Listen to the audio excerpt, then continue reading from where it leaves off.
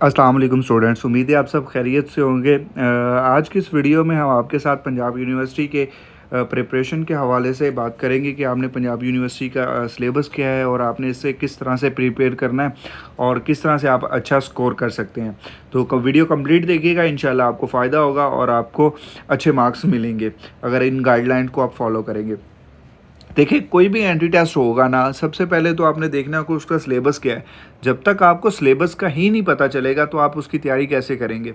First step किसी भी entry test का हो, आपने किसी और यूनिवर्सिटी में अप्लाई करना है या किसी और यूनिवर्सिटी का टेस्ट देना होगा, तो आपने सबसे पहले देखना है कि उसका सिलेबस क्या है। फिर उसका देखना है कि जो पास पेपर आए थे उनमें क्वेश्चन किस तरह से पूछे गए हैं। तो जब तक आप इन चीज़ों को फेमिलियर नहीं होंगे इन चीज़ों से, तब तक आप अच्छा परफॉर्म नहीं कर सकेंगे। आपको पता ही नहीं होगा, फिर आप तुक्के मारते रहेंगे, कभी उधर से प्रिपेयर करेंगे और फिर कभी उधर से प्रिपेयर करेंगे।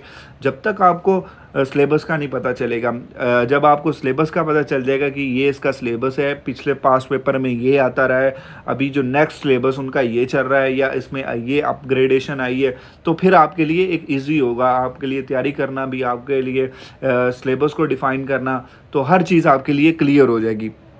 तो बढ़ते हैं अपनी वीडियो की तरफ। सबसे पहले हम देखते हैं कि जो पंजाब यूनिवर्सिटी ने अपना टेस्ट था। अच्छा, ये मैं आपको बताता चलूँ कि इससे पहले एचईसी ने पीयू का टेस्ट कंडक्ट किया था, जिसे यूसेट कहते हैं। फिर दूसरे साल उन्होंने कहा कि जी आपने ये तो हमारे पैसे सारे उधर चले गए, अब हम खुद कंडक्ट करेंगे। तभी पिछले साल जो किया है वो पंजाब यूनिवर्सिटी ने खुद किया है, अभी भी खुद कर रहे हैं। ठीक है, आगे मैं बताऊँगा कि उन्होंने क्या क्या चेंजिंग की है, किस किस तरह से वो क्वेश्चन पूछते रहे हैं, पास पेपर में किस तरह से आते रहे। अगर आप उन चीज़ों को फॉलो करेंगे तो इंशाल्लाह आपकी अच्छी प्रिपरेशन हो जाएगी।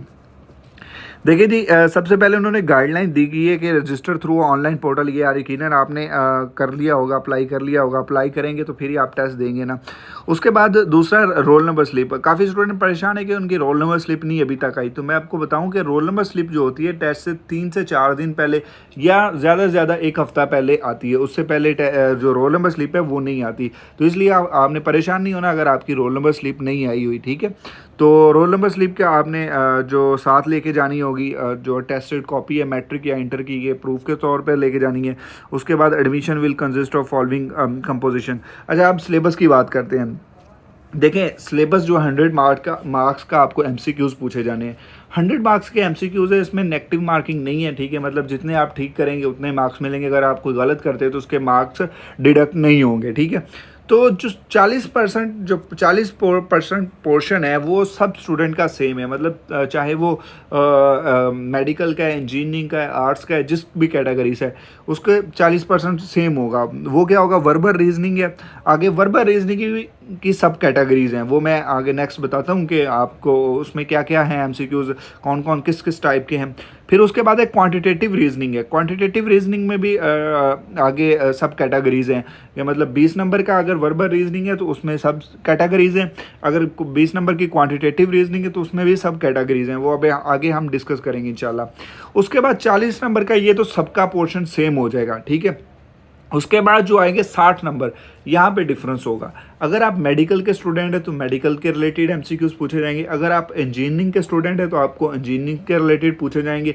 अगर आप उसके रहे हैं आर्ट्स के स्टूडेंट तो आर्ट्स के एमसीक्यूज पूछे जाएंगे। ये 60 नंबर के अलहदा एमसीक्यूज होंगे। अच्छा, प्री इंजीनियरिंग है, PUE कहते हैं। मेडिकल के लिए प्री मेडिकल M कहते हैं। Arts and humanity. अच्छा, इंजीनियरिंग में आएगा मैथ आएगा, केमिस्ट्री आएगी और फिजिक्स आएंगे 20-20 नंबर के। ठीक है, प्री मेडिकल की बात करें तो बायो के 20 नंबर होंगे, 20 फिजिक्स के होंगे, 20 उसके होंगे केमिस्ट्री के। ठीक है, इसी तरह का आर्ट्स की बात करें तो आर्ट्स में ह्यूमैनिटीज, सोशल साइंसेज है, मतलब पाक स्टडी है 20 नंबर का, 20 नंबर की इस्लामियात है और 20 नंबर का जनरल नॉलेज है। ये उसके साथ होगा आर्ट्स एंड ह्यूमैनिटी वाले के। अगर ICS का कम्बिनेशन देखें फिजिक्स के साथ तो फिजिक्स के एमसीक्यूज आ जाएंगे। अगर स्टैटिस्टिक्स के साथ देखें तो स्टैट के एमसीक्यूज आ जाएंगे।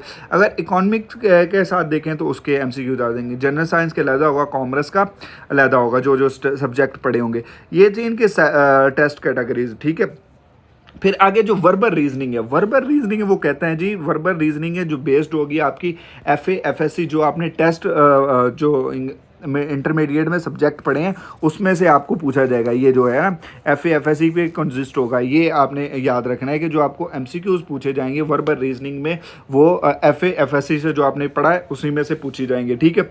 आगे जो मैंने आपको बताया था कि इनके सब कैटेगरीज है वो देखते कौन है। एनालॉजी है, 5 नंबर के आपको एनालॉजी पूछे जाएंगे, 5 नंबर के सिनोनिम्स है, फिर 5 नंबर के एंटोनिम्स है, ये आपसे सब कैटेगरीज में पूछे जाएंगे। फिर 5 नंबर के जो हैं सेंटेंस कंप्लीशन है और कंप्रीहेंशन है। तो ये कितने मार्क्स हो गए जी? 15, 20, 25 हो गए, ठीक है। अब देखें, अब डिफरेंस जो आता है ना वो कंप्रीहेंशन या पूछ लेते हैं या सेंटेंस कंप्लीशन पूछ लेते हैं, ये एक ही चीज़ है, ठीक है। तो इन तीनों में से इन दोनों में से सेंटेंस कंप्लीशन और कंप्रीहेंशन में से कुछ आपसे एक पूछा जाएगा।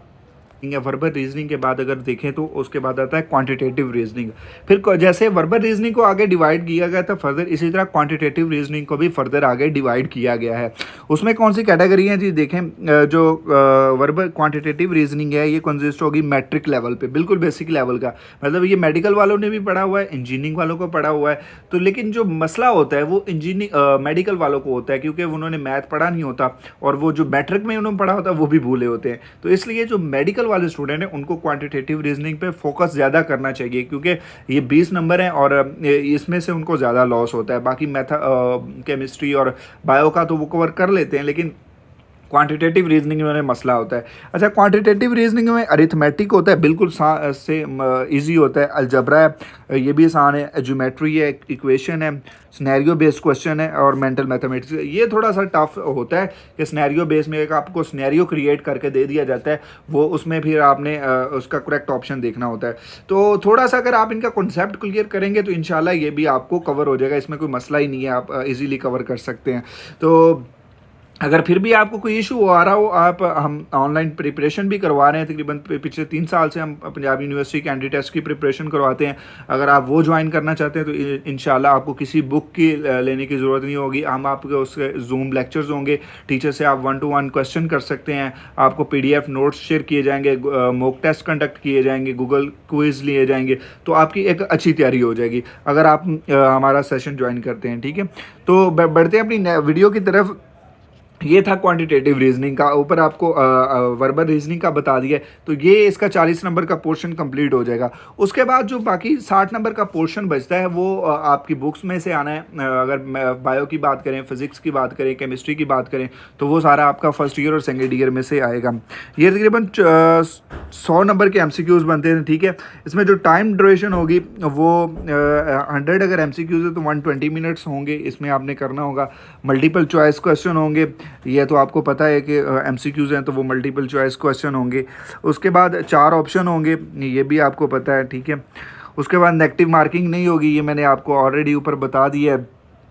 कैलकुलेटर की अलाउ नहीं है, आप कैलकुलेटर लेके नहीं जा सकते। तो ये इसका सारा सिलेबस था। इसमें जो इंपॉर्टेंट चीज़ें थी वो मैंने आपके साथ डिस्कस की है।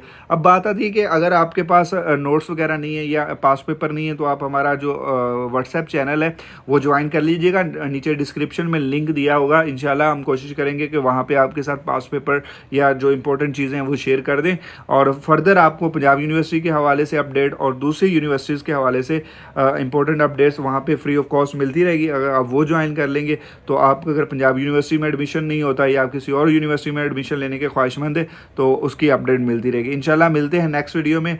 अल्लाह हाफिज़।